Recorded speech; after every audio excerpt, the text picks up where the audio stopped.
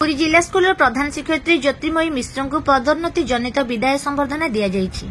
समस्त छात्र छात्री, शिक्षक शिक्षयित्री, विद्यालय आलुमिनी और परिचालना कमिटीर सदस्य सदस्या तथा अनेक अभिभावक और अभिभाविका मानक उपस्थिति रे एही संबर्धना कार्यक्रम अनुष्ठित होइतिला।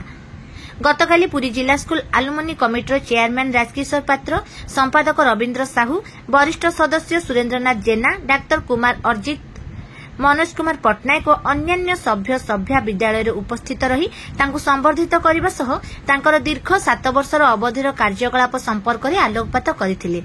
बुधवार विद्यालय तरफ विधिवत भाव संबर्धना प्रदान करा जायतिला।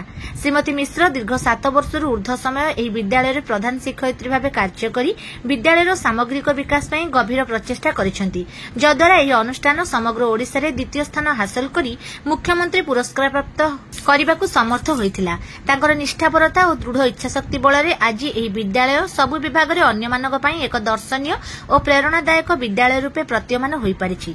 संप्रति श्रीमती मिश्र पदोन्नति पाई board of secondary education Cuttack ठारे डेप्यूटी सेक्रेटरी रूपे अधिष्ठित होइछन्ति।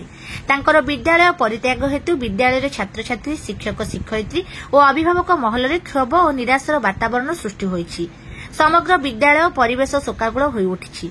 वरिष्ठ शिक्षक विद्याधर मिश्र, विश्वजीत बानर्जी, अरुण कुमार भट्टाचार्य, शिक्षयित्री स्वागतिका प्रधान, दीर्घाराणी नंद प्रमुख श्रीमती मिश्र कार्यावली को प्रशंसा करथिले। शेषरे शिक्षयित्री संध्याराणी महापात्र धन्यवाद अर्पण करथिले।